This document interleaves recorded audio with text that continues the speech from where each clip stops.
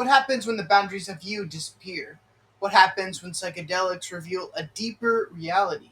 Let's find out in today's Big Think video. Is the natural evolution of consciousness to expand. And expand we will.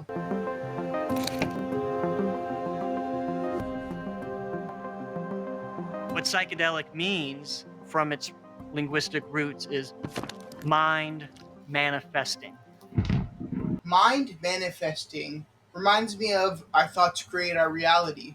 Or, if you're a little bit deeper into it, all is mind, the universe is mental. You could have a euphoric experience, you could have a hellish experience. People in the past historically have assigned this to the gods, to the muses, to fate, to possession. This is just too much. This is too cool. It's too inspired. It's too informed to possibly be me. Maybe this will inspire you to just be you. But what really is you?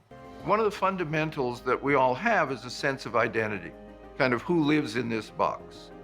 With psychedelics, what you realize is that in some sense, you also are outside this box. And to transcend those limits shifts forever the way in which you see the world. I am you and you are me.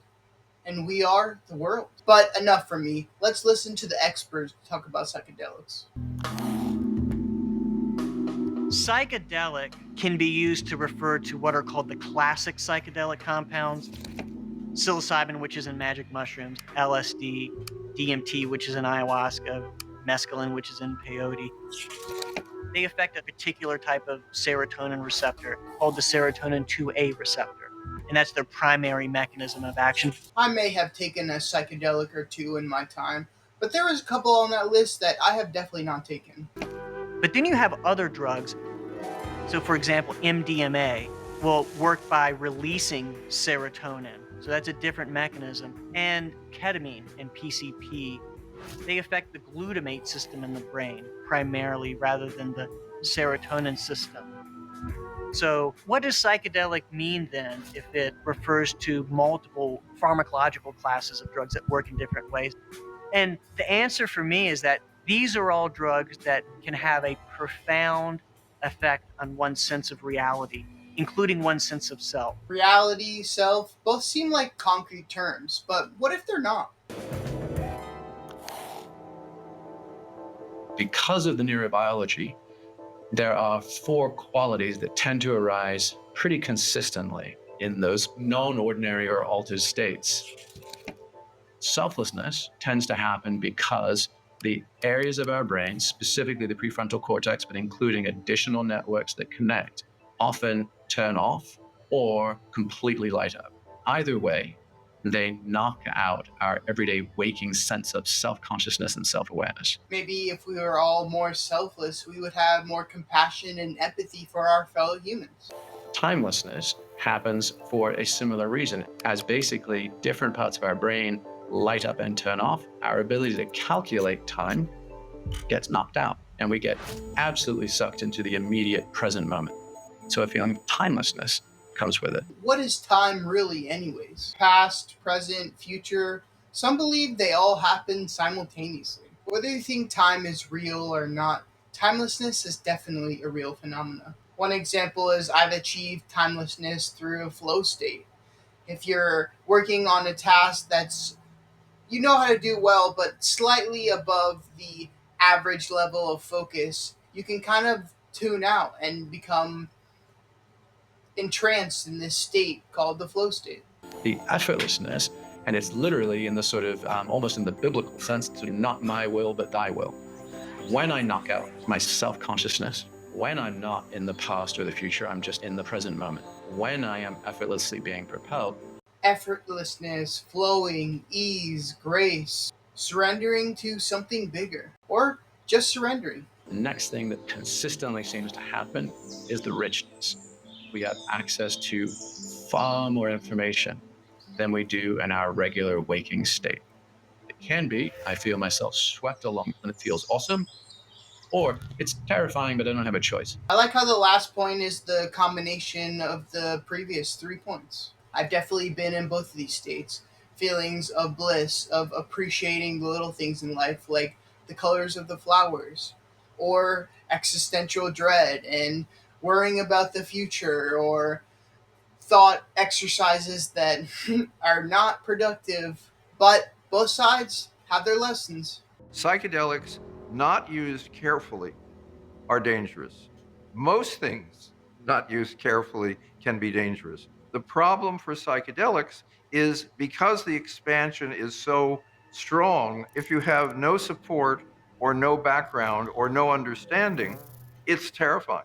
Remember, friends, setting, and you should always have somebody with you. I'm not saying you should indulge, but if you were to, setting and having a friend along will help out tremendously. Set as in you have to have the right mindset.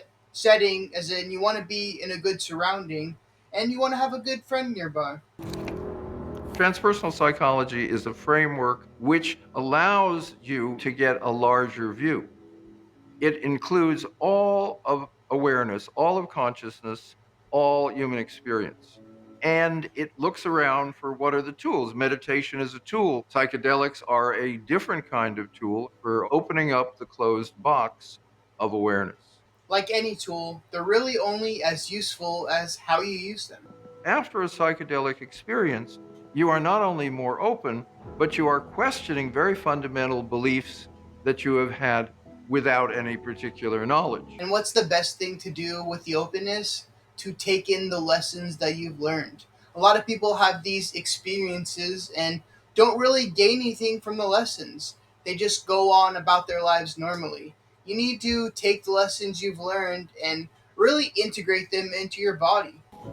Integration is a method of dealing with the overflow of information that happens during and after a psychedelic experience. That time is a very fluid time where the brain is still communicating more than usual.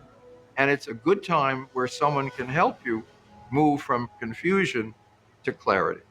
To take in all that data, take in all those lessons, and really understand them from a psychological and bodily viewpoint, you would benefit tremendously from that. So don't just experience, but integrate the experience. The central experience that we all strive for is to be unified and connected to a larger reality than ourselves, to feel that you are part of, for instance, humanity, or you're part of the living fabric of the earth. Community. We need local community. We need to come together and have unity. Community. I think community is the biggest thing that we lack in the modern age, especially in the age of loneliness. But building community is not a me movement, it's a we movement. It's not just about hitting a certain type of serotonin receptor in the brain. There's something about the psychology of the experience that unfolds during that session that tends to be important. It's hard to describe the experience because each individual experience is different. And each individual experiencer is going to have a different experience. So, in order to truly grasp the reality of psychedelics, you kind of have to try them for yourself. We've assigned it supernatural origins, but in reality, it's just us in an optimated state. That's perhaps the goal of transpersonal psychology, and it is the experience of psychedelics that things will never be the same afterwards because my universe has actually opened wider. So, open wide. Redefine the story that you tell yourself about yourself. And like and subscribe, and I'll see you next time.